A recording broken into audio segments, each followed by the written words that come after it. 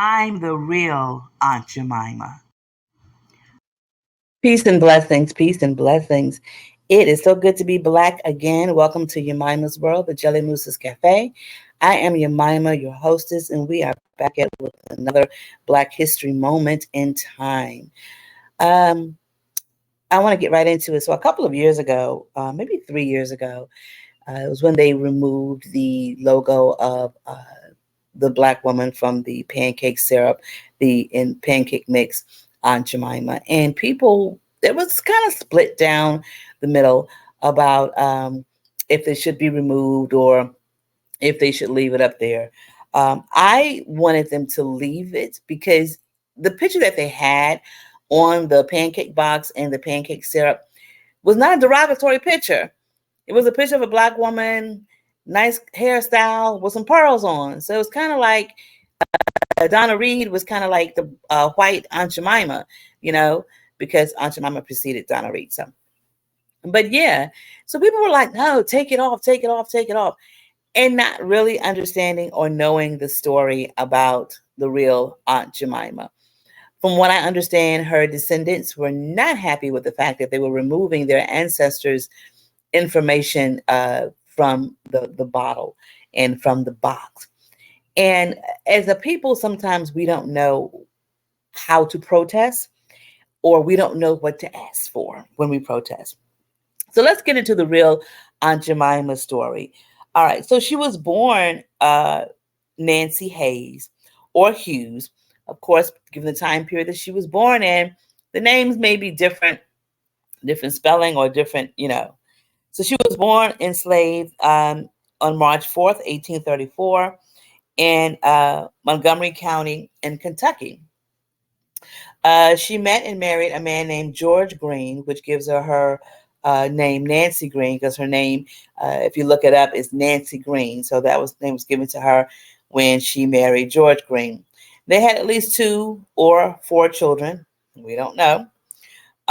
Tobacco farmers, and she was on the plantation. She served as a nurse, a nanny, housekeeper, and a cook for Charles Moorhead Walker and his wife, Amanda.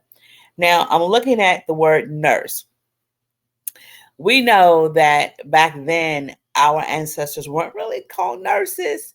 They were called healers, root workers, conjurers, things of that nature. So we're going to get on with it. She also served Charles Moorhead and Walker and his wife. She served the next generation also as a nanny and a cook. Two of his sons became Chicago Circuit judges. One was Charles Walker and one was Samuel J. Walker. But by the end of the Civil War, Nancy had lost her children and her husband. And she lives in a wood frame shack. And as of 2014, the shack was still standing. And it is behind the home on Main Street in Covington, Kentucky. And then the Walkers moved from Kentucky to Chicago right after the Civil War. So right after emancipation, she moved from Kentucky to Chicago. Um, she worked again as the Walkers family nanny and cook. Judge Walker knew uh, a man named R.T. Davis, and they owned a milling company. And they were beginning to create this instant pancake mix. And they were looking for someone to be the face, the brand of their company.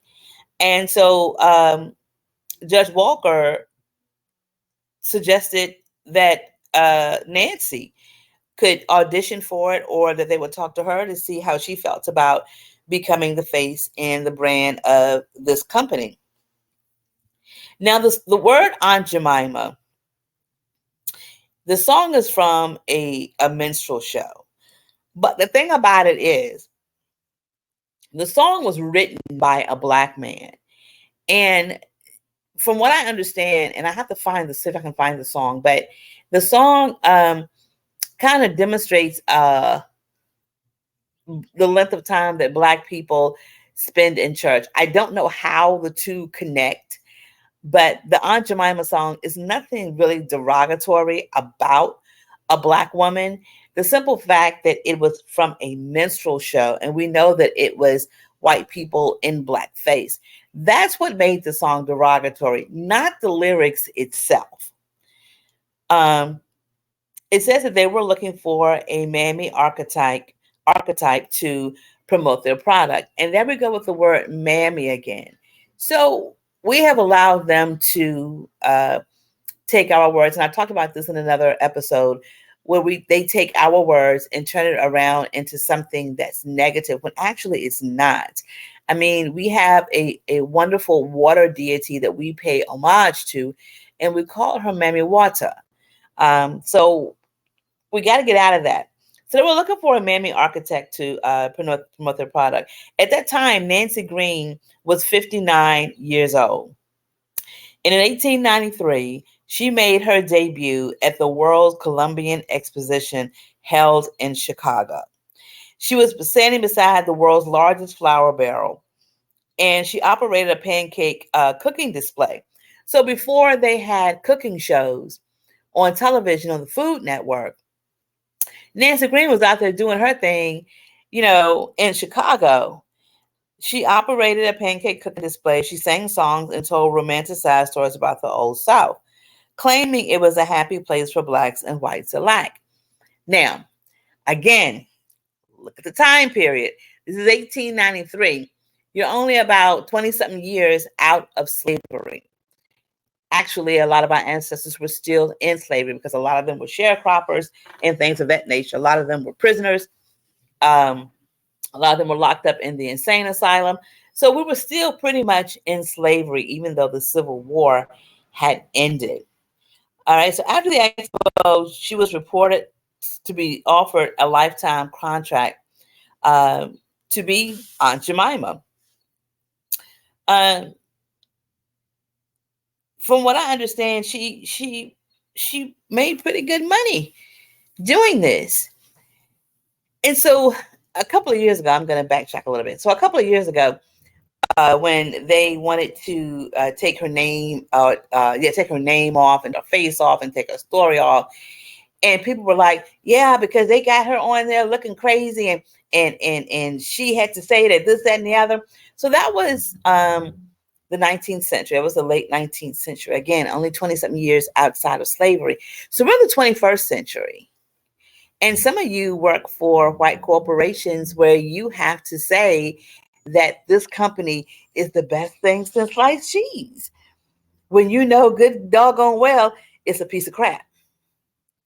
So her excuse was she's right outside of slavery. What else was she going to do as far as a job? They were offering her job where she was safe. People came to hear her stories, and she made pretty good money, able to take care of her nieces and nephews and her church family. And here it is, the 21st century. You got opportunities. You got more opportunities than she had. Yet you still work for white companies, and they make you say that they are the best things in the world. And you can't say anything against them on social media. So trying to figure out what is the problem that you had with Nancy Green and what she was doing trying to survive. She had a lifetime contract, but she only portrayed the role for about 20 years. Now, she was asked to go to Paris to an exhibition in Paris in the 1900s, and she was like, "Nope, I ain't going because I'm not going across the water. The last time y'all brought us across the water, you enslaved me. So, nope, not going across the water." So, she did not go. She was replaced by a woman named Agnes Moody, about 60 years old at that time. Um, but yeah, she played Aunt Jemima for about 20 years. Um, it's at the age of 76. She was 59 when she became Aunt Jemima. In 1910, at 76, age of 76, she was still working as a residential housekeeper. Um, People didn't know who she was. She lived with her nieces and nephews in Chicago, and she died on August 30th, 1923, at the age of 89 in Chicago. She was hit by a car. There was a pharmacist driving a car, and it collided with a laundry truck, and it went up on the sidewalk where she was standing. She was buried in a pauper's grave outside of Wood Oak Cemetery in Chicago. Now, talk about, her as Aunt Jemima and this, that, and the other. Let me tell you about some of the things that she did with the money that she made. She didn't have a husband. Her children were gone. So she did have nieces and nephews. And remember, this is an ex-enslaved woman who became the face of a brand name company at the age of 59. I dare say she was the first supermodel.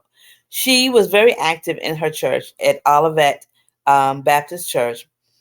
It became the largest African American church in the United States with a membership at that time of over 9,000 members. She used her stature as a spokesperson to advocate against poverty and in favor of equal rights for individuals in Chicago. Now, again, she was buried in a pauper's grave. Her grave was unmarked and unknown until 2015. Sherry Williams, founder of the Bronzeville Historical Society, spent 15 years uncovering Green's resting place. Williams received approval to place a headstone. You can find that. Go to Bronzeville Historical Society and look up Sherry Williams. I think it's a short video of how they went out to uncover her grave and put a headstone on there. And it was so nice. They poured libations for her. They had drumming and all of those things that Africans do for their ancestors. So it's very, very nice.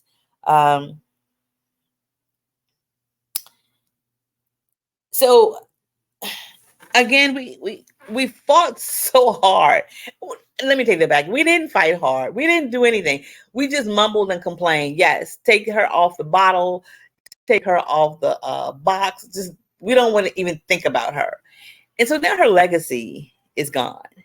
And the only legacy that Black people know about her is that she was a enslaved woman on the box of pancakes. They had no idea about her telling stories at the World's Fair.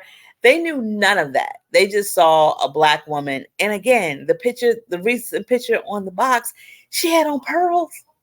So I'm still trying to figure out what was the problem. What we should have fought for as a people to preserve our ancestors and preserve their legacy.